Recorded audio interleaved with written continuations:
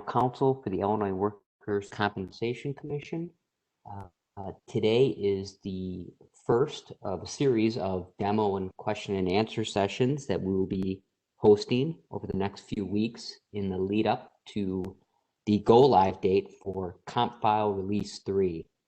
Last Friday, we announced that Release 3 will start on April 21st, 2021, so just about 3 weeks away. And beginning on that date, all filings made at the Illinois Workers' Compensation Commission will need to be done through CompFile. So in order to get everyone prepared for that, we're going to be hosting these demo and question and answer sessions. And I also want to direct everybody on the call or webinar today to go to our website, iwcc.il.gov/compfile. There you can find some written instructional materials. We have instructional videos that we produced that cover a lot of these same topics. So again, I encourage everyone to take a look at those items. They should prove very useful for you during this early transition period.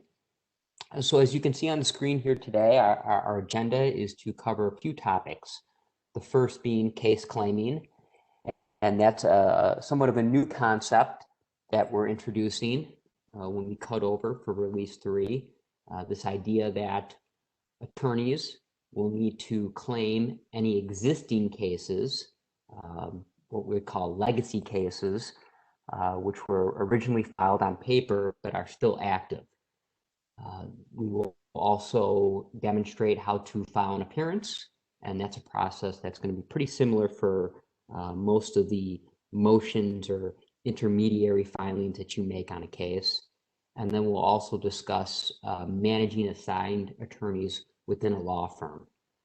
So today on the call with me are Matt Bryant, Connor Gallagher, and Connor is the man behind the wheel today. He'll be walking you through the different screens and demonstrating the process for you. We also have Fran Davis and Beatrice Atwater. These are all members of the CompFile project team. We will be taking questions throughout the demonstration. You can go ahead and use the question and answer feature that's available in WebEx. So go ahead and the team here will be working to answer those questions as we go, and we'll also open the floor up at the end to answer some of your questions. So without further ado, I'm going to turn things over to Connor, and he's going to open it up and give you a peek at our training environment so we can walk you through some of these new functions. Thanks for that introduction, David. Good morning, everyone. My name is Connor. You probably heard my voice before. I've led a lot of these dating back to our first release back in February of last year. I'm very excited to see the attendance numbers continue to climb. We're up to 433 attendees, and it's still going up. So thank you all for coming today. So just a couple of housekeeping items. This is all detailed on the slide that's being presented here, but we are recording the session. And if you need to ask a question, do click the question and answer icon. You might have to click, if you're using WebEx on a computer, you might see a button that has 3 horizontal dots in it on your display. And sometimes the Q&A button gets hidden underneath that 3 horizontal dots button. So please just click that, and then you should see the Q&A button. But without any further ado, I think we can go ahead and jump into the training environment. So I'm going to switch my screen share here.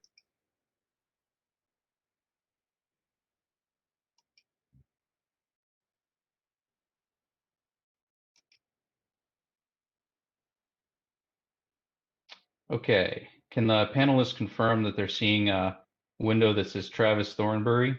We see it. Okay. All right, and just one other note, we will be keeping track of the questions that get asked, and even if we don't have a chance to answer them, or one of the panelists doesn't have a chance to type out an answer to you, these will be saved, and we'll have a chance to follow up either by posting on our CompFile page some answers to these questions, or we'll address them in one of these later demos. Okay, so I'm going to start today by talking about case claiming. Now, full disclosure, if you attended the WICLA demo that was hosted, I believe, on February 10th, we covered a lot of the case claiming topic then, but because this is the newest thing pertaining to CompFile Release 3 and it's very unique, we're going to go ahead and cover it again today. So this is the new landing page. I'm logged in as a solo practitioner, but essentially you have a lot more buttons now that CompFile is able to accept a lot more types of filings. And in order to claim a case, I'm actually going to click this Cases button. You see, I only have one active case here, but essentially this would be where you'd come when you need to do when you have activity on a case and you're the attorney of record. And this is also where the claim case button lives. So if I click claim case, it's going to ask me to type in a case number. Before I continue, what I will say is that a little bit of context about case claiming.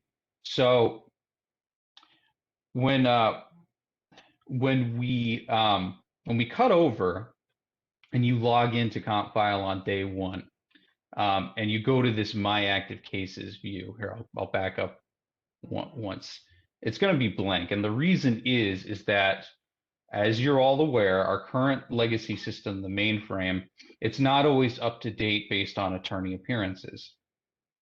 And sometimes a case will show up on a call sheet and it'll list your law firm as the party of record when you maybe were dismissed or withdrew months ago.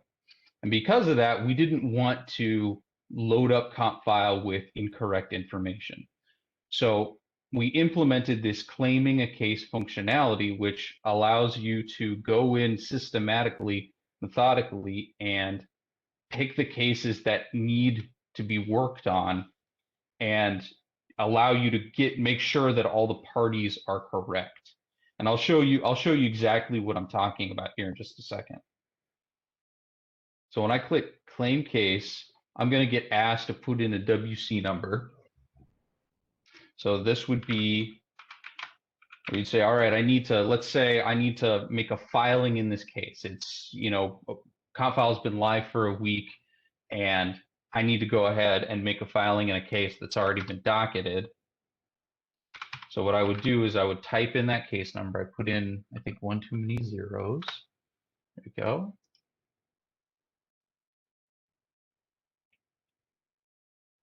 When you click that search icon, you'll be presented with this claim case details page, and it gives you some very high-level information about the case, including the setting, the case name, who it is assigned to, date of accident. This is just to make sure that you're grabbing the right case. So you'll have a chance to look through all of this. And this will be information that is migrated from our current mainframe system. If you scroll down, you'll see a list of connected cases if there were any. And as a note, and we mentioned this before, but if your case is part of a consolidated set, you'll need to claim each case separately. So if there are case numbers listed here, that's just for a matter of reference. You'll need to go back and claim all cases in that consolidated set.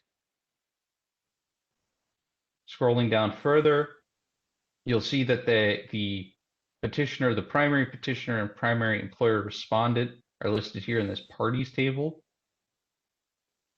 And this would be the injured worker, and this would be either their employer or the insurance company.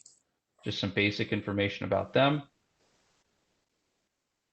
And then probably the most important feature of this page is this appearance list here. So this appearance list is where you would go and, number one, add yourself or someone in your firm as the attorney of record on this case, right? You're claiming this case because it's yours and you have business to do on it, right? You've previously filed an appearance on this case.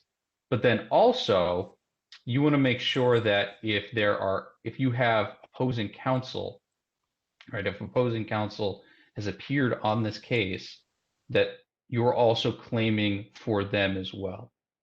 You'll see here that there are 2 attorneys listed on this case, and this is based on, again, this is based on the last known information from the mainframe. So you'll see that we have this legacy law firm column for the petitioner, and it's Travis Thornbury. And we also have this Killian Law, and you'll see that I'm logged in as Travis Thornbury, so this is my case. So now, and I knew that even before I started this claiming process, but I've confirmed here again. So now what I'm going to do is I'll go down here to this drop down arrow. I have this option update. When you click update, you'll be given this dialog box and allows you to do a few things. The primary thing that you can do here is you can actually add a specific person as the attorney of record. So you remember, right? We've all registered for CompFile. We've all provided our email addresses, and we all have individual CompFile accounts that are linked to our email addresses. So the mainframe only knows about law firms that have appeared on the case at the law firm level, right? We don't know that specific CompFile user in CompFile that's associated to this case. And that's what this step is for. It's making that connection between, all right, what was the last law firm that the mainframe knew about, so that now I can make a connection between that law firm and a specific CompFile user. So because I'm adding myself to start, that's pretty easy. Just go in. And Connor, while you're doing that, I just want to answer a question that we have, and I think it's a Sure. common question. This process only has to be done once. So either the petitioner attorney or the respondent attorney can go in and claim a case. Once the case is claimed, it'll show up in the case list for the attorneys that you're naming in this add attorney process. So it's similar to what you're doing today on settlement contracts. One person goes in and initiates the settlement contract and tells the system, who's my opponent, who's on the other side of the case, and adds them to the settlement contract. So again, kind of following a similar function here. When you claim a case, any party can go in and they're going to update it to reflect the attorneys of record on the case. Thanks, David. I think another way to think about this, and it's the easiest way in my mind, and I mentioned this before about, sometimes appearances aren't up to date. This is essentially you're catching up the appearances on the case by doing this case claiming. At least that's a major part of it. So going back to this, if you remember, I'm adding myself as the petitioner attorney of record on this case in CompFile. When I click this submit button, this dialog box is going to close, and you'll see that now myself as the CompFile attorney is listed here in this full name column, and then my law firm as it appears in CompFile is listed here. So I'm now the associated attorney, petitioner attorney of record on this case, and now I need to do the same thing for my opponent. And so my opponent, they've done their due diligence, and they've served me on paper outside of CompFile, because this case, originated outside of CompFile. They served me an appearance via mail. And so as I'm doing this activity, I can go and I'll look at that paper appearance if I have it handy, or if I just know this attorney because I've been in constant communication with them about this case. I know who this attorney, who this needs to be, who this attorney needs to be. So what I'll do is I'll click update, and very similarly, I'll find that my opponent, and my opponent is Marcia Killian. I'll search her name up here, click search, and there she is. You know, I can confirm that, yep, that's the law firm that she's with. That's her email address that I know about. Now, before I click submit, I'll quickly cover the other two options here. So let's say that Marcia is a little tardy to the party and she hasn't registered for CompFile yet. It's hard to believe, right? Because we've been live for over a year, but there are still people registering every day. And if I know that she needs, you know, she's still on this case, right? She hasn't withdrawn or there hasn't been a stipulated substitution. I can click this box to say, I know that she belongs on this case, but I can't find her in CompFile. So that would be if your opponent has not yet registered in CompFile and you can't find them when you're doing the case claiming. And the reason we put this in here is if you're claiming this case, it most likely means you have a filing that you need to submit. And if you need to submit a filing, we don't want your opponent's lack of registration to get in between you making the filing. So that's this option. This other option here, this remove option, would be essentially they've withdrawn from the case, or they're no longer an attorney of record on this case. So the primary use case, I guess, for this would be you've been served a withdrawal by that party outside of CompFile, and the data that was migrated still shows them as being part of that case, even though they've withdrawn. So you would click that if they just need to, if, you know, let's say there's no respondent counsel anymore, you could click that, and that would completely remove them from this case. So I've added Marcia. And now I've added a petitioner attorney and a respondent attorney. And if there were any more attorneys that are not listed here, right? Let's say there was co-counsel for either the petitioner firm or the respondent firm, I could add more by using this add attorney button, and it's a very similar dialog box for that. I'll go down now to the next part of this page, which is this changes needed. And what this allows you to do is if you're claiming this case and you scroll up and you're up here and you notice that maybe something doesn't look right up here. I think the example that I gave last time, and I think is probably the most common one, would be let's say you filed a motion to change venue from Kankakee to Chicago or something, and that was granted, but the data is still showing that this case is in Kankakee and it's assigned to arbitrability in the Kankakee setting. So if you notice that, what you can do is click this changes needed box down here, and you can describe what it is that's deficient about this case. And so in that example that I just provided, I could say a motion to change venue was approved on paper by our authority on new setting is now Chicago, and new ARB is Ketch. Right, and that would, what this does when you click this box and you add a comment here, this creates a record for our data entry department to go and research what it is that you're talking about, find that approved filing and make the update in CompFile.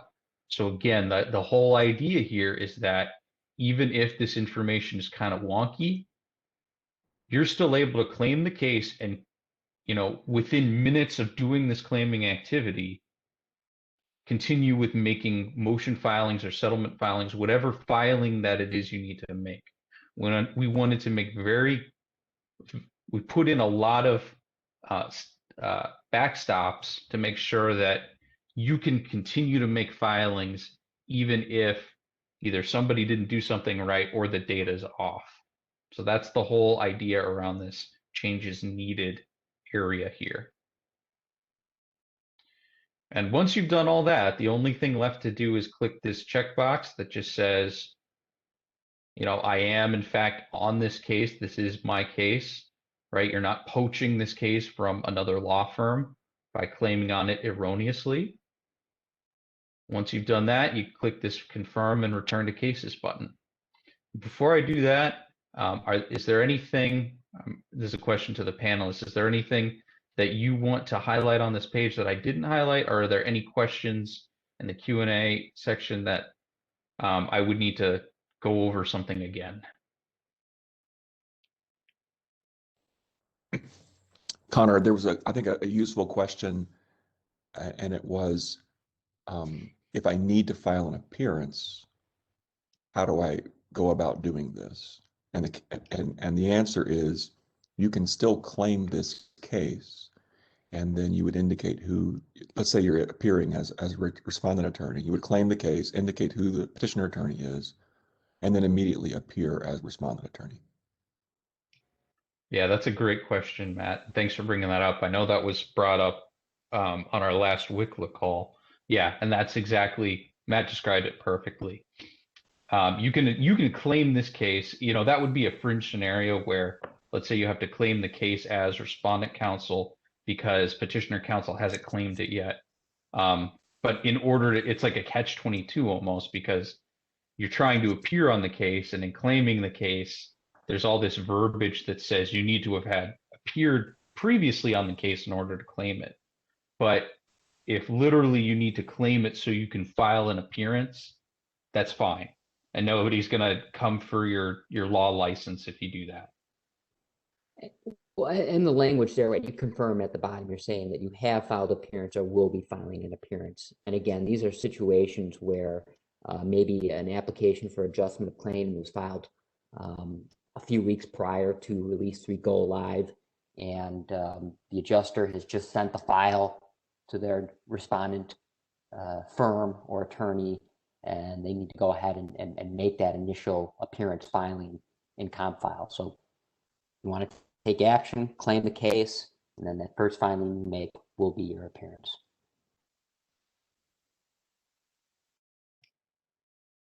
Excellent. All right. Anything else with claiming cases? We've had quite a few questions about this idea of adding specific attorneys to the case, and I'll make a lot of comparisons to what you're doing today with settlements. You name a specific attorney, so that way in the future when you make a filing, an email is going to go out and notify that attorney that a filing has been made on the case. So it's important that we have a registered user tied to the case, so they're getting future notice or getting served with future filings once the case is active in CompFile. Somebody asked, how will I know if a case has been claimed? 2 ways. Once the case is claimed, it'll appear in both the case list for the petitioner attorney and the respondent attorney that were named during this process. And both of those attorneys, or multiple attorneys, if more attorneys are added to the case for whatever reason, will receive an email notice indicating that a case has been claimed.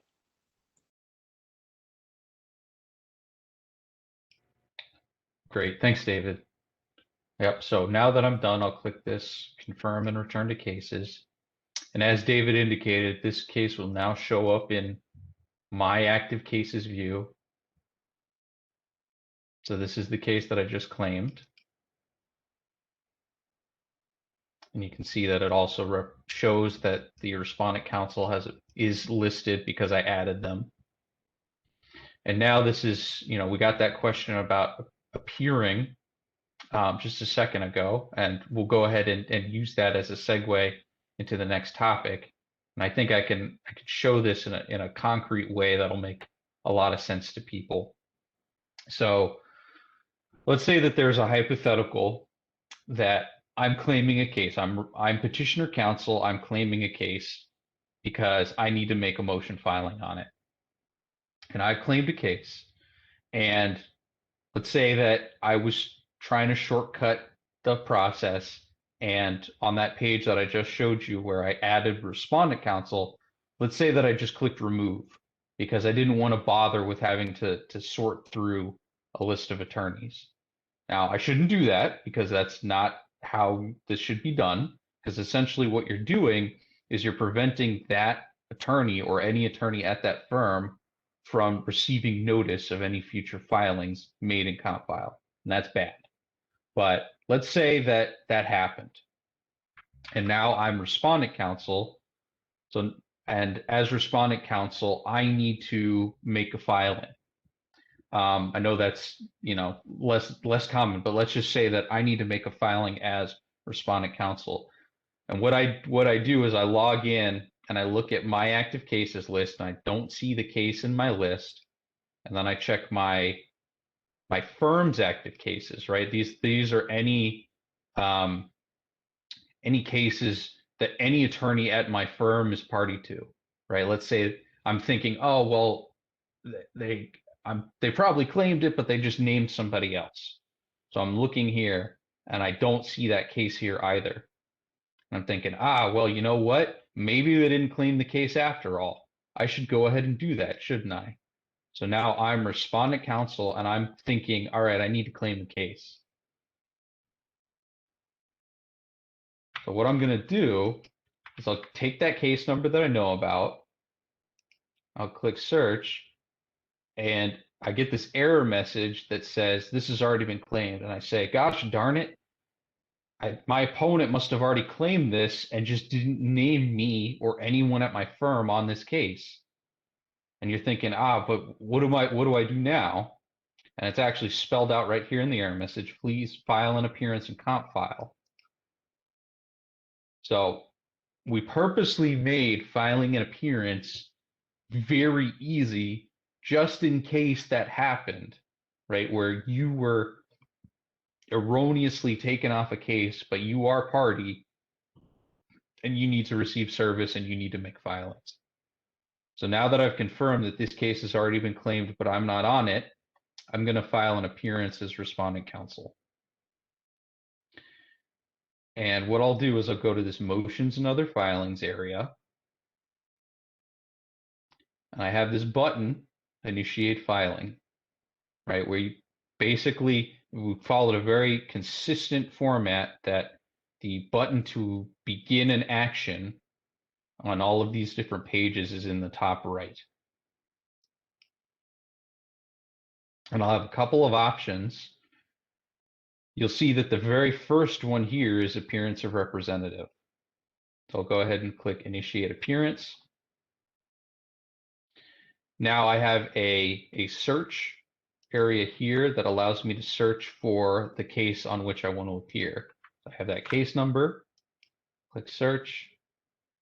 It tells me the name, tells me the case number.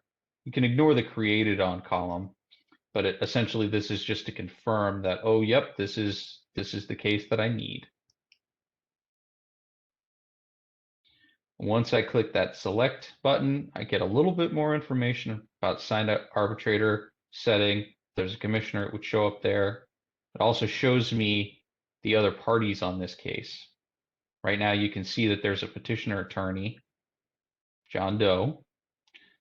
And so I'm appearing as respondent. So I'll click next.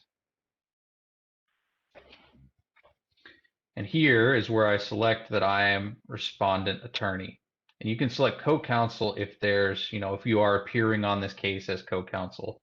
And we put a note that if you're appearing as co-counsel, especially as the petitioner attorney, you would want to upload a revised version of the petitioner attorney's rep agreement when you do that.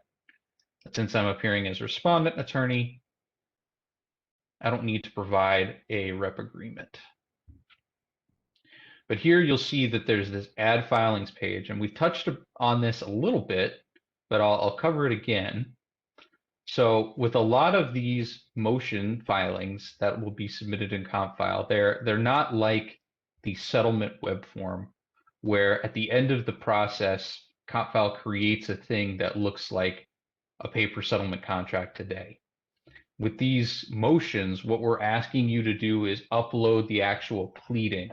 And that could either be something that you've typed up in Microsoft Word. If you have a fancy document generation tool that has a bunch of templates in it, you can go ahead and upload that template that's generated by that tool. You can handwrite a thing on college ruled paper and sign it and upload that if you want. We're giving you the flexibility there. And what you would have to do when you're making any motion filing is CompFile is going to check that you've uploaded at least one document. And based on the type of filing that you're uploading, you're going to have different choices for document sets. Everybody here should be familiar with the document set concept from the current settlement web form in CompFile. You have options in that web form for like MSA, rep agreement, other documentation. Here you'll notice that there's an option for appearance of representative. And this would be where you'd actually upload the pleading itself. I can give it a descriptive name.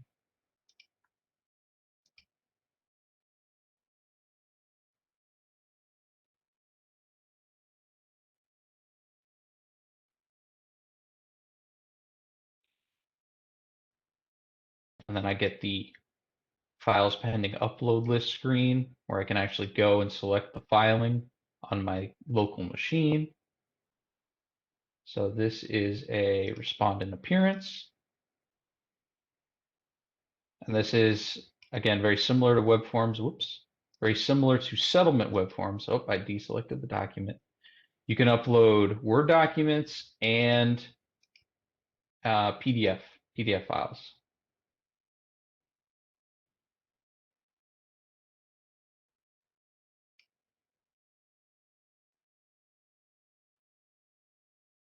So essentially, this would be, depending on the motion that I'm uploading, essentially I could go to IWCC's website and download a copy of the filing, the pleading from the forms page, fill it out on my local machine, and upload it here.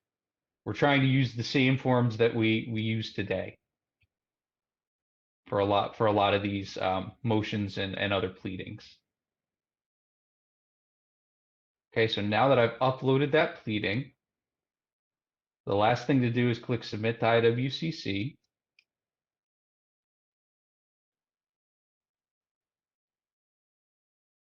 And I have a confirmation page here. Shows me when it was filed, what was filed, and then who received email notice. So this petitioner attorney is going to receive an email right away indicating that an appearance was filed by Travis Thornberry on this date and time in this case. And now I've appeared on this case as respondent counsel. And so if I go back to that cases list, it shows up in my active cases. You can see that in the respondent firm column, Thornberry and Scott Law shows up as the respondent counsel of record.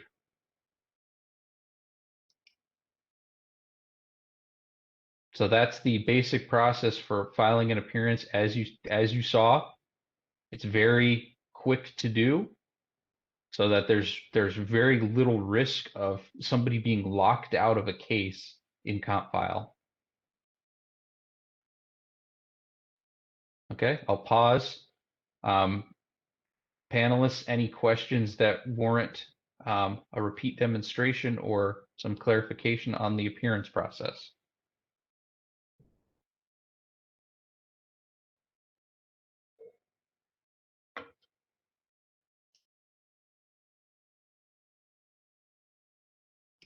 Going once, going twice.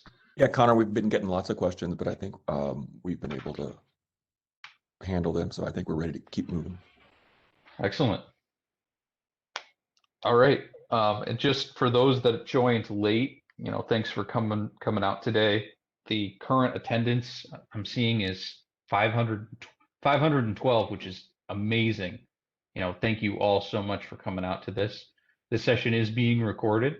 and it'll be posted on the CompFile YouTube channel, and also have a link on the CompFile implementation page. I think we have one more primary topic that we want to cover. Connor, if I can just answer one question that we've Sure. received.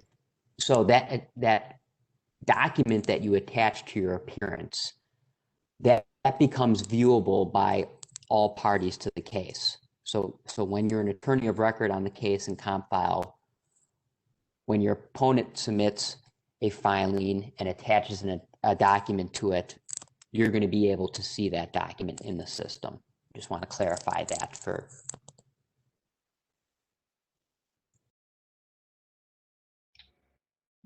Thanks, David. Yeah, that's an important point. So what I did just while David was talking, and this is jumping ahead just a little bit to one of our later sessions, but you will have a view as an attorney of essentially all of the filings made in that case in CompFile. And it's all subdivided based on type, right? And this is what we call the case details page. You can see here there's a couple of filings that have already been filed in this case. And because I just now appeared, right, as respondent counsel, it's like, all right, I need to get caught up on what was filed.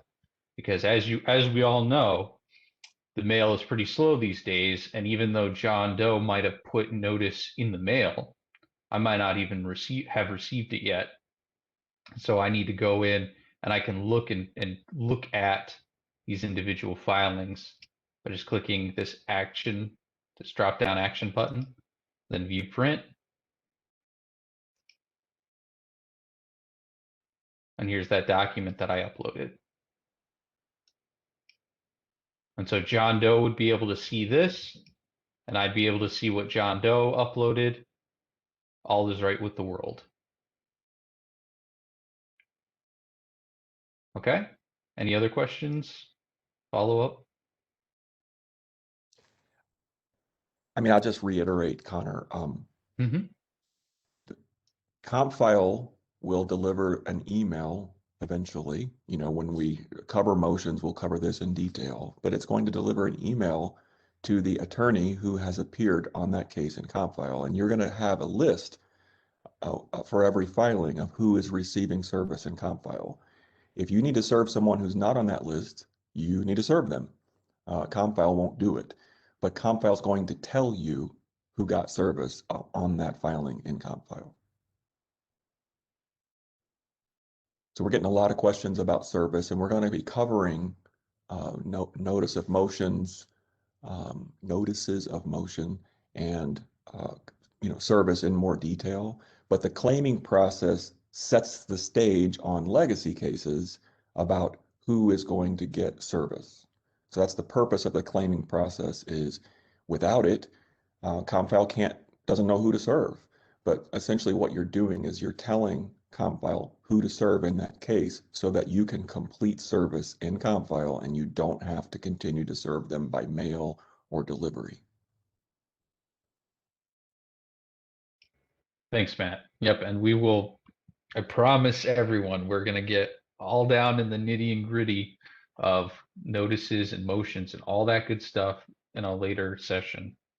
And for right now, and for the questions that have already come in, like I said at the beginning, we'll save a copy of them and we'll make sure to review them going into that session so we know what's top of mind for everybody and hopefully be able to answer all those questions. So we have one more topic that we wanted to cover today, and that's this idea of managing the assigned attorneys. So far I've shown claiming a case and appearing on a case. And you'll notice that in both of those processes, there's this emphasis on the specific attorney within a law firm, right? Everybody has their own specific attorney account, and that attorney account drives how you get notice and how you make filings. So let's say that using the claim case hypothetical again, let's say that there's an attorney that's claiming a case, either petitioner or respondent, it doesn't matter in this scenario, but they're claiming a case, and they see that they need to name their opponent, and they say, well, I want to make sure that I do this right, but I'm not sure who at that firm is the attorney working on this case at the moment. They've had some turnover. It's been a while since I spoke to them. I'm just going to take a guess. And let's say that they name, like the partner, the senior partner at the firm, because they're listed in the name of the law firm, right? It's like, they'll sort it out.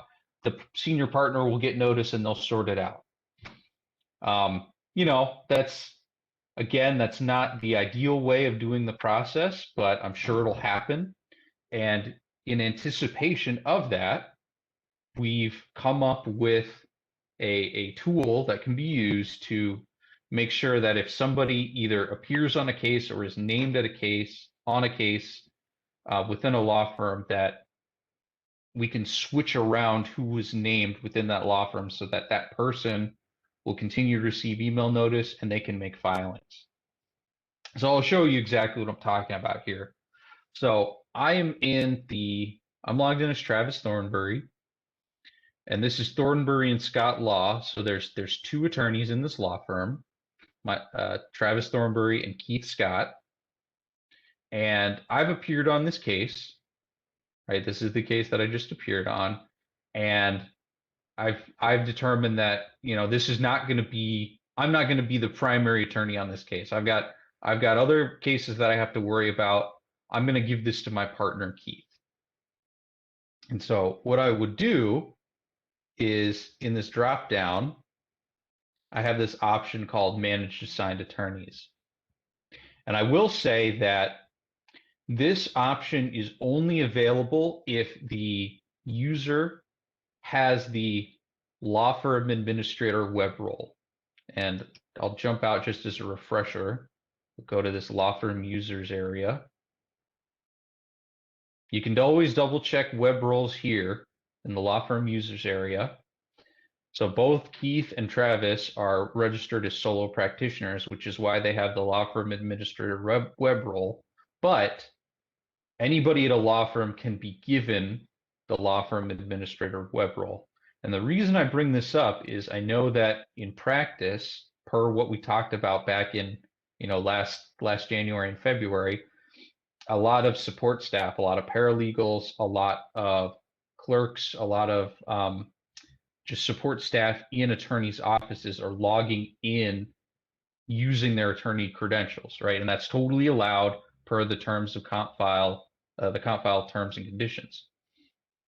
If you want to save yourself the headache of logging out as the attorney and then logging in as a law firm admin to do this manage assigned attorneys piece, you can just go ahead and come here, find the attorney account that you've been doing your work with, and give them the law firm admin web role. And that would be done by clicking, this button would say assign administrator permissions. Right now it says revoke because I've given them law firm admin permissions, but you click that. And then now you don't have to be in the business of jumping between a separate law firm admin account and your attorney filing account in order to use this manage assigned attorneys piece that I'm about to demo. So I'll go back to my case list. So, all right, I'm Travis. I'm going to give this case to my partner, Keith Scott. So I'll come here, I'll click manage assigned attorneys. I get this dialog box, pops up, it says, oh, here I am. I'm the assigned attorney at my firm. And you notice that it says I have to add an attorney first, right? There's two steps to this process. It's adding the person who's going to be taking over within my firm. Actually, I think I'm respondent counsel on this case. Yes, I am.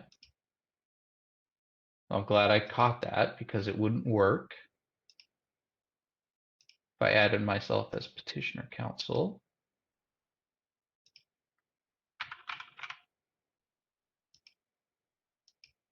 I'm wondering why Keith isn't showing up here.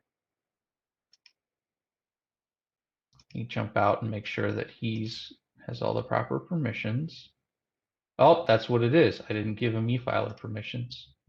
So very importantly, they have to be an attorney in order to be added. You can see here that Keith has an ARDC number, and just pretend that this is a real number. I'm going to go ahead and give him the e-filer web role. So now he's a proper attorney in the system. So now I can go back.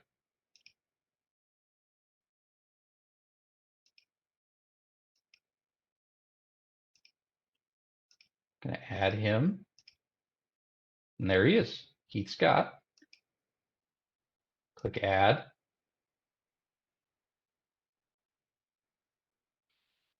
So now Keith is added as an attorney. And while this shows 2 attorney names, CompFile is really designed to only have 1 attorney in that slot at a given time. So the next step here is to remove myself, right? I'm Travis and I'm giving this to Keith.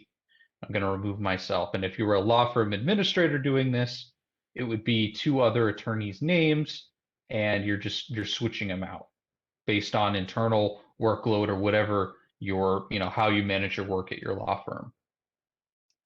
I'll remove myself. Once that's done, click out. And if I refresh the page here,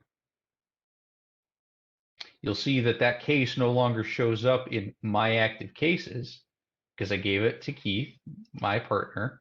But if I go to my firm's active cases, it still shows up because Keith is now the attorney on that case.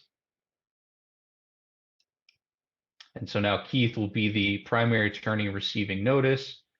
He'll be the one listed on that parties table. Or I'll show a brief example of that. Yep, here it is, Keith Scott. So that's managing assigned attorneys. So I know that's also a pretty new concept here in CompFile. I understand if there are questions about that. So I'll pause and we'll wait for some questions to come in, and I can show anything again.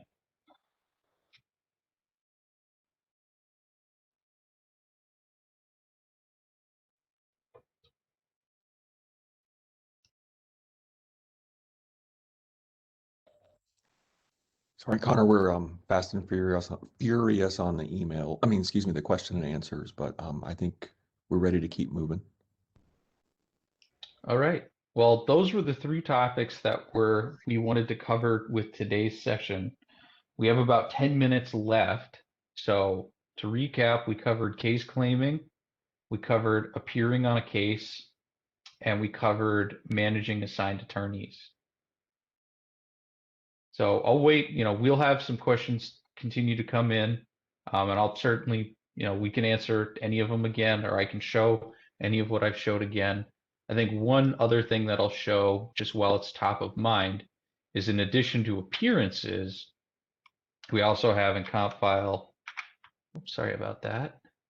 We also have in CompFile the ability to file stipulated substitutions.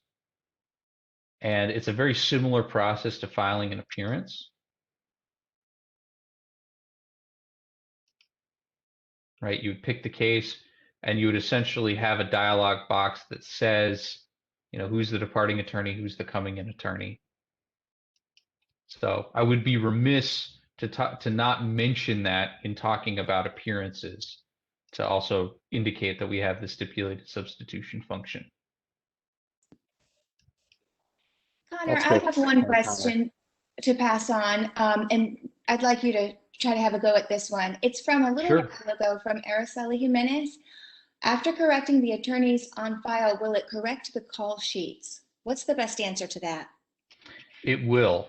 So moving forward, CompFile is going to generate all call sheet records. And I know that that's been a problem today, is that the currently generated call sheets sometimes show old parties or they don't show new parties. But what happens is once you've claimed a case and once you make a filing on that claimed case, it's going to create a call sheet record based on the attorney parties that were listed as, being correct. So it's going to, won't show people that you've removed. It's only going to show the law firms that were added properly in that claiming process. Yeah, so you won't have to worry about erroneous call sheet records. Thank you so much. We also have quite a few people asking about assistance filing on behalf of their attorneys that they work for, as well as getting email notifications. So if you could just reiterate how that's going to echo how settlements work today. Sure. So only attorney accounts can make filings in CompFile, right? That's how we set it up with settlements. That's how we're continuing to do it with other filings. And what I mean by that is the account has to have an ARDC number, and they have to have this e-filer web role. And you can only be assigned to the e-filer web role if you have an ARDC number. And this ARDC number should be your specific ARDC number. Obviously, this is a training environment, and these two are the same. But in practice, you should never see that. You should never see two accounts using the same ARDC number. Okay? And per the current terms and conditions, as we've talked about in previous demos and trainings, we have this concept of authorized agents, right? And what that means is, as the attorney account holder in CompFile, you can grant your staff your credentials, right? Just give them your username and password and give them clearance to make filings on your behalf. And we've seen that work thus far. I know that's how a lot of law firms choose to do their work in CompFile. And, that's what we're going to stick with. So attorneys, you have to have an attorney account to make any filing in CompFile. Okay. And the second part of that question was notice. And again, that's kind of jumping ahead to another training. But what I will say is that that attorney account that's appeared on that case, right? That specific attorney account, that person is the one who's going to be receiving notice. So in the example I just gave, right, where I swapped myself out for my partner Keith on that one case, I'm no longer going to receive email notices of filings in that case. Keith will. But what I can do, because he's in the same firm as me, I'll be able to go in CompFile and see all activity on that case. And in fact, any admin or any law firm assistant who has a law firm admin account, they'll be able to go in and view activity on cases as well. But attorneys are primarily the ones that will be receiving notice. And I realize that there's a lot of concern around notice, and we've had several discussions about it, and some other ones behind closed doors as well. And there are ways that we will be talking about to make sure that everybody who needs to get notice gets notice, and that involves not so much CompFile changes to how CompFile works, but just ways in which attorney accounts are set up, and then how accounts are managed at the law firm. And all of that is to say is we'll talk about that in a later training.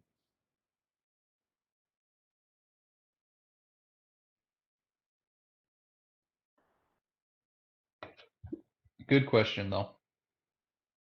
If we haven't answered a question, if you could please perhaps just copy it and paste it in the bottom. There's a lot of questions at the top, and it's kind of hard to see them, especially when it turns into a chat. It's not, the setup is not great for chat. So like, for example, there was a question, why? And I know it was in response to another question, but it's hard to know what that was being directed at. So if you could just be patient and restate the question, it helps us get it answered.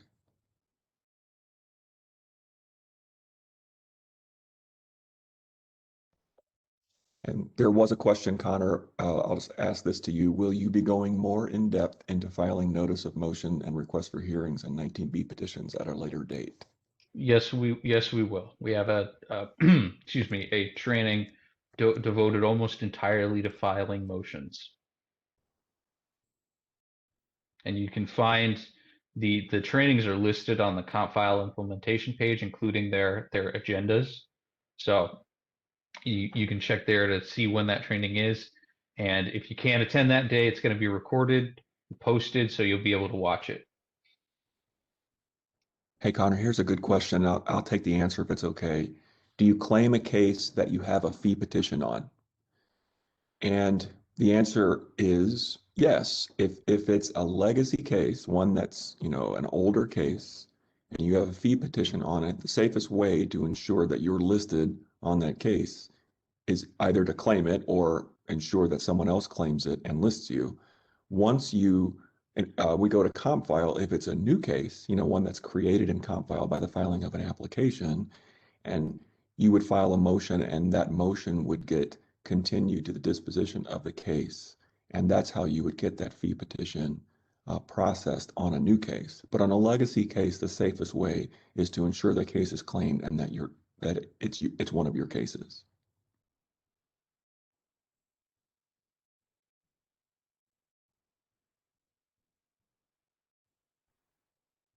Here's a question about service, and we're going to cover service in a later session, but the question is, how would we serve an uninsured respondent? And the answer is, however you serve them today. So either by delivery, by the sheriff, by mail, by certified mail, FedEx, however you accomplish service today, you would continue to do that. You'll be able to print down the form that's being served that you filed in order to accomplish that service. But if they're not in CompFile, CompFile is not going to serve them. We wouldn't know how to do that.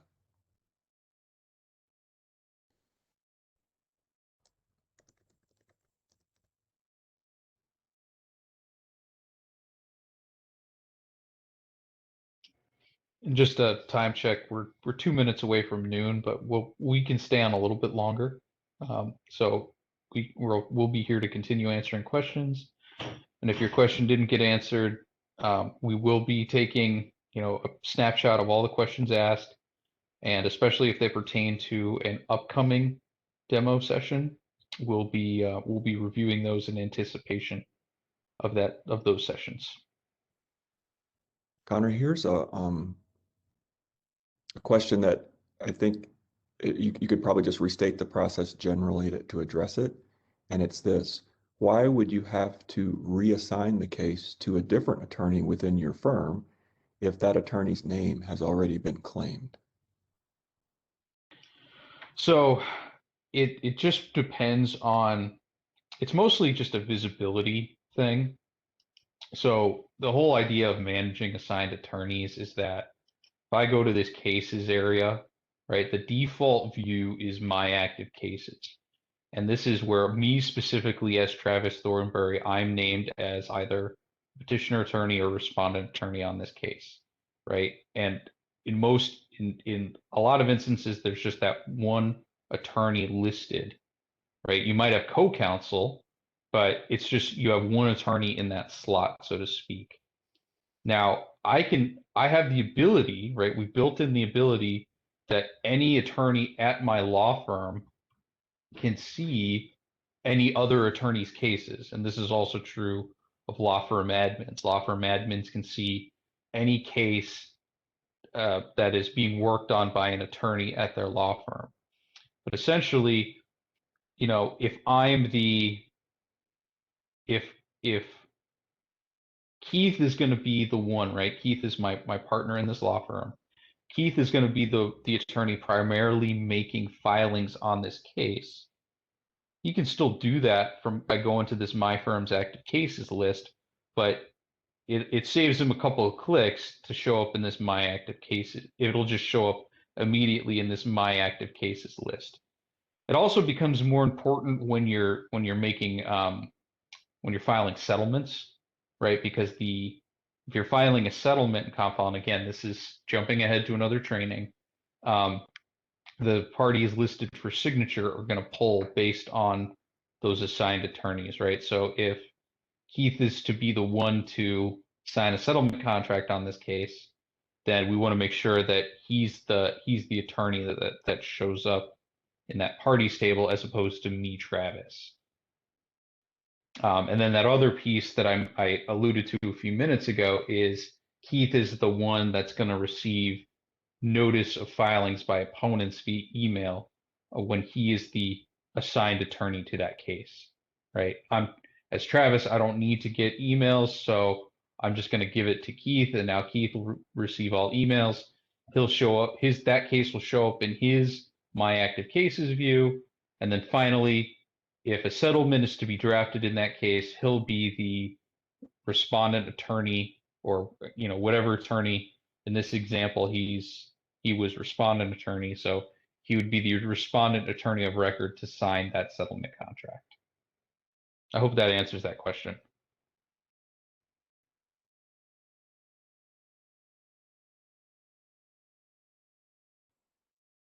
Here's a question about adjusters. What about when there are adjusters on a case and not attorneys? So the CompFile is not set up for non-attorneys to prosecute cases or defend cases unless it's a pro se petitioner. So a pro se petitioner can create a CompFile account and prosecute their own claim. They're required to do all the same things, motions, et cetera, that an attorney would do, but adjusters are not able to have accounts and prosecute claims or defend claims.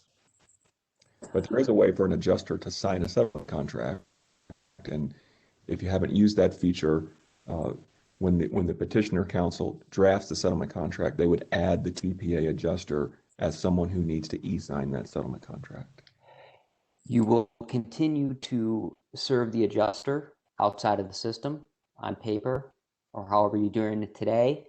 The adjuster will be able to track and follow this case. There's a public search function that they'll have access to where they can see when a case appears on a status call, and they'll be able to still, if they so choose, attend those status calls. So that would be the process for cases where there is not a respondent attorney in the case.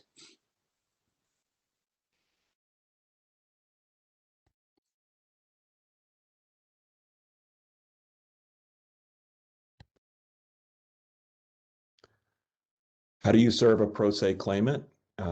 Again, the same way you accomplish the CompFile service today. So CompFile is going to serve only the parties that it knows of that have CompFile accounts. And typically this is just attorneys. If a pro se petitioner has appeared in CompFile, then they'll be served by CompFile. If they haven't appeared yet in CompFile, they won't be served by CompFile.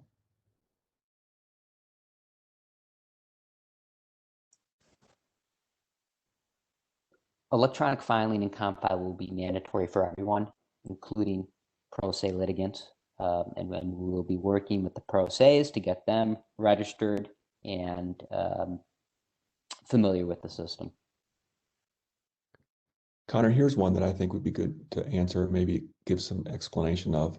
What happens when an attorney leaves a firm and he has files that he has claimed? That's a great question. So I'll go back to that law firm users area. So the process should be, when an attorney leaves a law firm,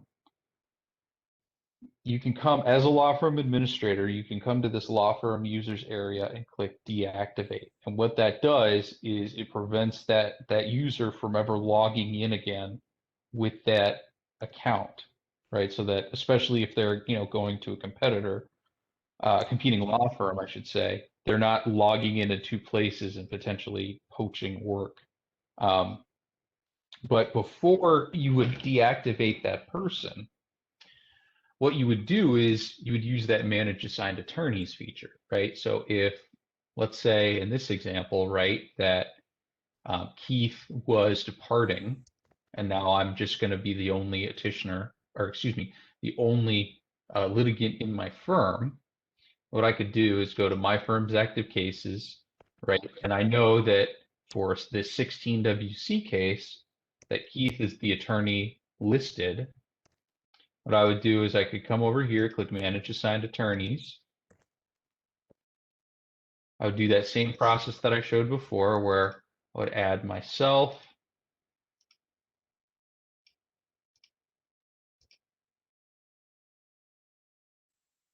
I would remove Keith.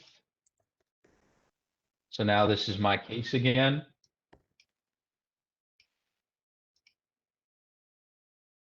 And now I've confirmed that I can go use this My Firm's Active Cases view.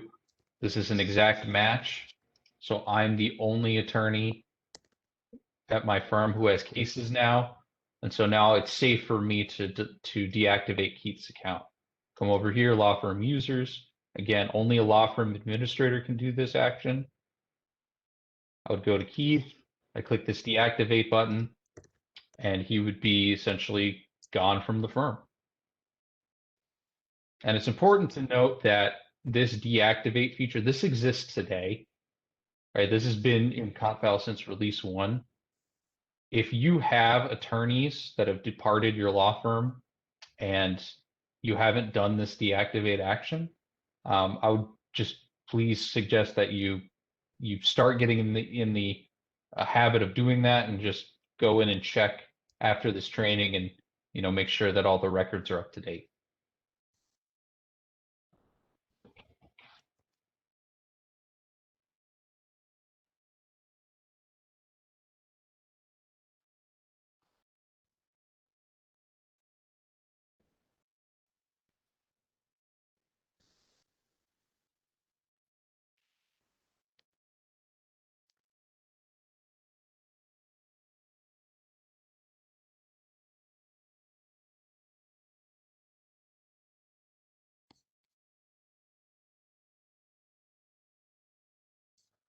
Connor, if you could just give us a couple of seconds here. Sure. I think these have all been addressed. Been a couple more questions about fee petitions. I think we'll post the answers to those on the website. Here's a good one. Will all pre-421 cases be uploaded to CompFile? So the answer is yes, but the I guess asterisk to that is they have to be claimed. So if you have a docketed case, right? If you have a case with a case number, it's going to be in CompFile. And if it's an active case that you still need to make filings on, then you just have to claim it. We do have a process in place, and I'll bring this up briefly, that there will still be a process where you can file apps in the time between we go live and when our current mainframe system goes offline. And even those, we're going to have a way to get them into CompFile. So the answer is yes, all pre-421 cases will be in CompFile. It's just that you have to claim them. And here's another, now that I'm thinking about it, here's another addition to that. If it's a case that's inactive, either a settlement contract was issued, a decision was issued, or it was DWP'd, then it'll still be in CompFile. If you go to claim it, you'll get a pop-up message that says you need to contact IWCC if it's inactive. And that would mean that you either just contact information or data entry, probably information. And there's a process in place where they'll get that case reactivated for you so that you can make a subsequent filing. And the most common scenario of that would be, let's say you're filing a petition for review, but it's not timely, but you still need, there's justifiable cause for why you need to make that filing. And so you need to make that filing on an inactive case that hasn't been claimed. And you would just contact IWCC to get that case reactivated for you so that you can make that petition for review filing. So quick question. I think that's accurate, Connor. I think the more appropriate scenario or common scenario for that would be when you're going to file a petition for review under 19H or 8A on a case where there was an arbitration decision issued, and maybe it's now 10, 12, 15 months after that decision, and you're filing that 19H or 8A. When you go to claim the case, it's going to appear as inactive because we'll had a decision filed on that case, but we'll go ahead and activate it for you. And or we'll go ahead and activate it and allow you to claim it. Hope that was clear. Sorry. Thanks, David. Yep. So here's a question about signatures. And it says, do we need to submit all documents with signatures, not Word format and then e-sign like the settlements? So the rules allow electronic signatures. And when you submit a document to the commission through CompFile, you will be accomplishing the filing through the system by rule. So that your signature will be effective because of that filing. So I think if you, on your attachment, does it need to look like a signature or can it be an electronic signature? And I think the answer is yes, it could be an electronic signature because the filing of that document occurred in the system.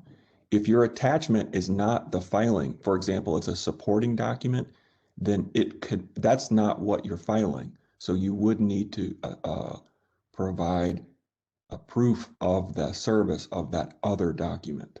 So for example, if what you're doing is you're filing a petition, but you're attaching something that was filed a year ago, then that thing that happened a year ago would need to have the proof of service from a year ago. But the thing that's happening today, it's accomplished today in CompFile. So I hope that answers the question, but the rules allow for electronic signatures. I think that's the easiest way to explain that. And there's another question about DWPs on unclaimed cases, and we're going to have some specific information to share with you before 421 on that specific process. So we'll just cover that at that time. That's a good question, and we're aware of it, and we have plans for that, and we'll share it to you instead of opening up, that process right now. Thank you for the question. A lot of questions regarding the cases that should be claimed. Again, I just want to kind of clarify that. So your cases that are on calls today, or a case where you want to make a filing on it in CompFile, you're going to go ahead and claim that. So it's really more the active cases that you're working on when CompFile Release 3 goes live. We're not concerned about cases where there was a settlement contract on it 10 years ago.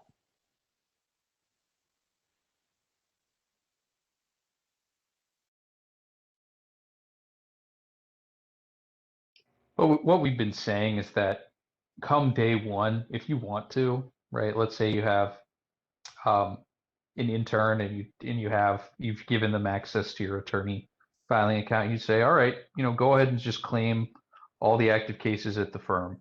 Just get it all done ahead of time. You can do that. You have full ability to do that. If you want to take a different approach and you just want to claim cases as you need to make filings, you can do that too. If you're a respondent firm, right, and you're not normally making filings, it's the petitioner firm making filings, you can wait for them to claim the case and it will show up in your list, or you can decide to be proactive and make the case claimings yourself. So there's a lot of flexibility around how the case claiming process is done, just because everybody has different needs.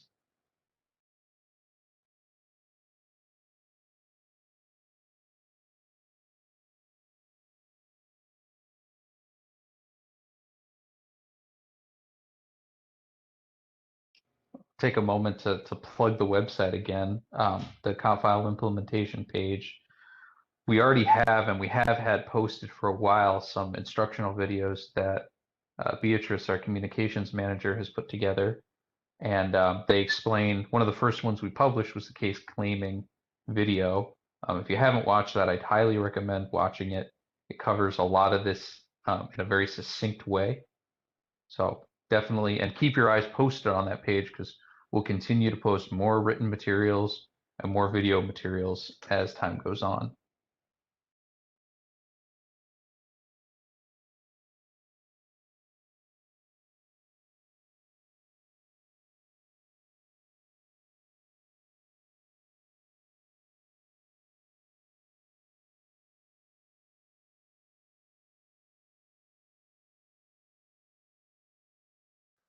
So Dave, I think we have covered these questions and they seem to be tapered off. Yes, yeah, we seem to be at a lull here now. So thank you, Connor, again for promoting the website. I can't say that enough. Please, everyone, take an opportunity and review those materials. Thank you all for joining us this afternoon. As we indicated, this recording will be available to you on demand on the CompFile YouTube channel. And we have several other question and answer sessions that are scheduled for the next few weeks. So if we didn't get to your question today, we'll make an effort to address that and post those on the website as well. So thank you again. We appreciate your support and patience throughout this process. Certainly change is difficult. But again, in terms of this case claiming, I'd be remiss if I didn't mention this. The project team wants it to be out there. We're migrating 10 million records into this system. So it's quite an effort. But we think we've put together here a good process for you to get your cases active and be able to work them in the new system. So thank you all. And we look forward to talking to you at the next session next week. Take care. Bye-bye.